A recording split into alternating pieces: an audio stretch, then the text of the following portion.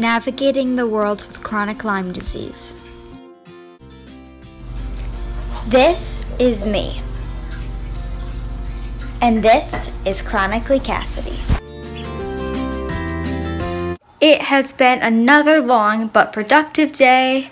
I just got home from gymnastics. It is 8:40 p.m.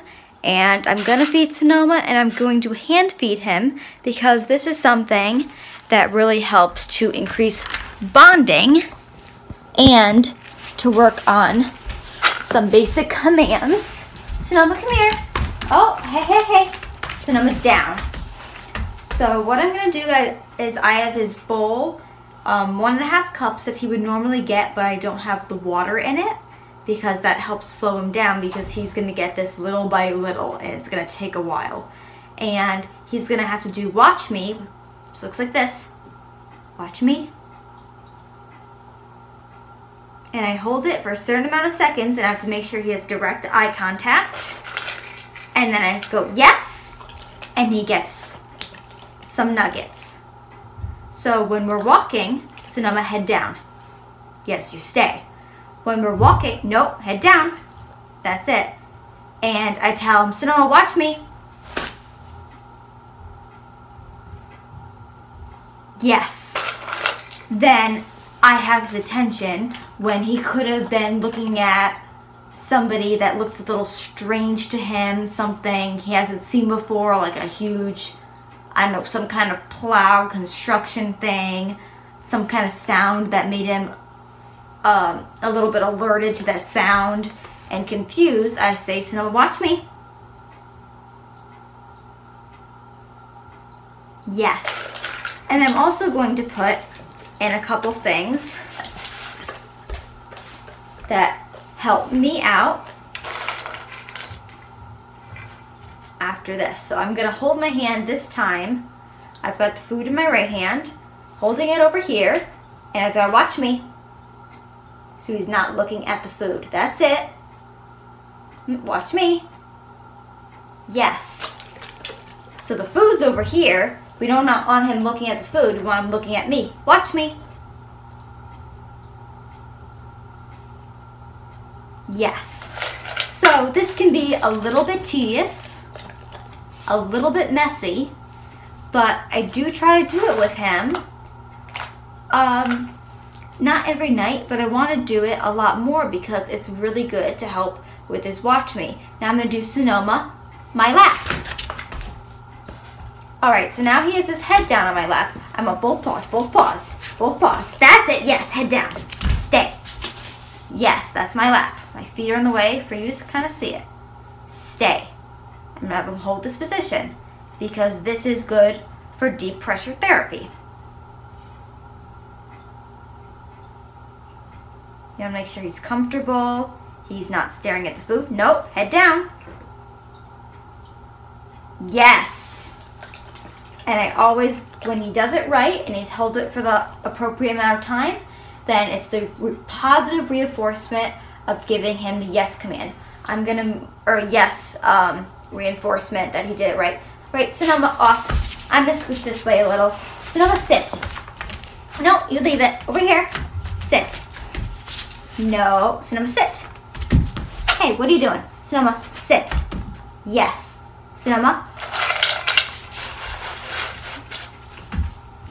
Sit. Watch me.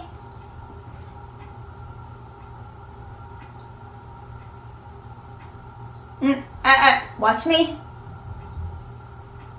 Yes. Good boy. So if he starts to look back at the food, then I start my little count to like 10 over, so that he has to be looking in my eyes for that amount of time. Sonoma, my lap. Yes. Sonoma, head down. Stay. Good boy, Sonoma. That's it. Stay. And then I would count to 10. That's it. You stay. 1, 2, 3, 4, 5, 6, 7, 8, 9, 10. Yes! Good boy. And I make sure to always say it in a positive voice. He knows he's doing it right, and he's immediately being rewarded by food. He's very motivated by food. All right, Sonoma, off, Sonoma, down. Regular down, yes. Sonoma, up, nope, down, easy. Nope, not doing my lap, down, off. Sonoma, easy. So now he's getting playful because he really wants his food. So we need to remain calm. Off. That's it. Watch me. That's it, Sonoma. And we just gaze into each other's eyes. Watch me. Yes. Good boy. And now I'm going to try holding this in a different position. Watch me.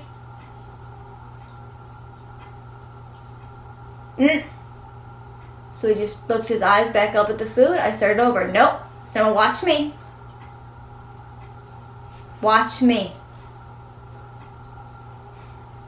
Watch me. Watch me. Yes. So I moved it in different locations that time, and he's got to keep his eyes focused on me instead of the exciting food. And I still have quite a bit of food left in here. Sonoma, my lap. Yes. Head down. Yes. Stay. 1. So now 2, 3, 4, 5. I'm looking at the camera while this is recording. We've been going for 6.5 minutes. Where normally it takes him 30 seconds to eat. Head down until I say so. Sonoma, watch me. Yes.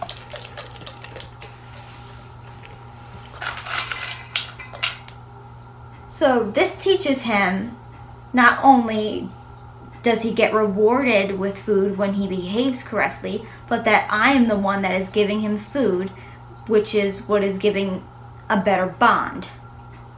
That not everyone is feeding him, just like stray dogs, they're out looking for food on their own. They're not expecting someone to feed them every night. You want a kiss? Thank you, you're welcome. So I'm the only one who hand feeds him. No one else in the family is going to be hand feeding him.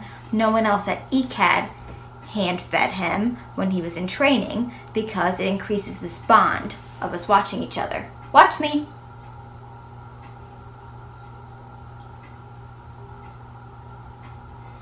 Yes, good boy. I had a really good night at gymnastics tonight.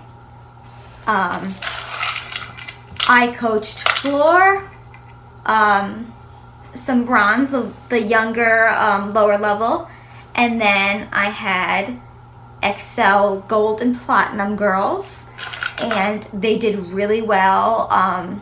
Very positive night. And I coached some beam. I coached floor by myself with the girls and did floor routines. Watch me. And they were really, really good. And the effort was really high, and I was really pleased by how everyone was paying attention. You keep watching me even though I'm talking. Yes, good boy. So even though I'm talking, I'm looking in his eyes, and boy, I don't know if you can see that, but you really gotta wash your hands after this.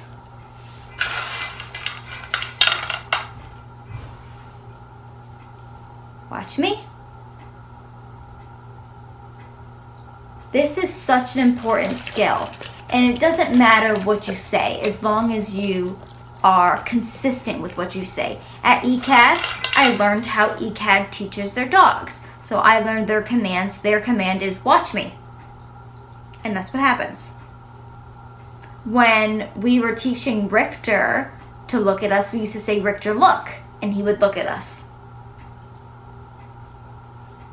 Richter can't hear anymore, so if I say, Richter, look, he doesn't do anything. But he wouldn't respond to watch me because that's not what he was taught. So as long as you're consistent with what you're doing, you say, watch me. Yes. And especially a food-motivated dog, such as a 3/4 Labrador right here, is going to respond really well to that. And it helps so many times when I'm walking with him outside and I just need him to watch me. Just with this technique of using his food, and I'm not even using treats. I do give him treats outside, not all the time, but time to time. But now he's hungry. He hasn't had food since the morning because he eats twice a day. So he's already watching me before I even said, watch me. Because he knows he's gonna get that reward. Now, Sonoma, leave it. Leave it. Leave it. So I'm dropping food in front of him because he doesn't, no food can be eaten off the floor. Leave it. Because if I happen to drop a medication, anything, I don't want him to eat. Especially, we all know that there are medications that are very, very fatal and dangerous to dogs. So I will just put these on his paws and say, leave it. You leave it.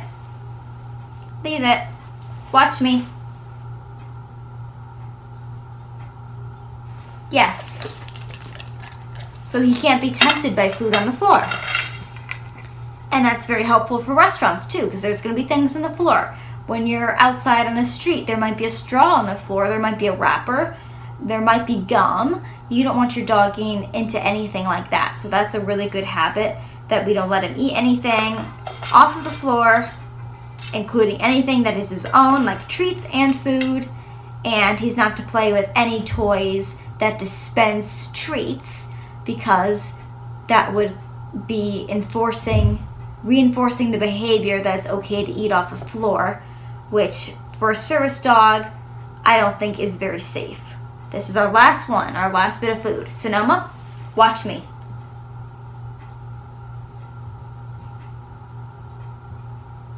Yes, that was a very solid watch me.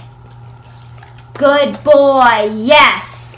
Now I'm just gonna snuggle him and make him feel all happy and good. You did such a good job. Yeah, you can see what else is in there. There's nothing left. We ate it all. You ate it all. Yeah, there's nothing there. Crumbs. Food stuck to my hand. Isn't that great? Good job, Sonoma.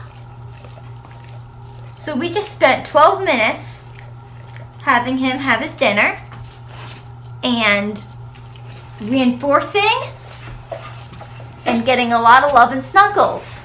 Good boy, Sonoma. See you next time.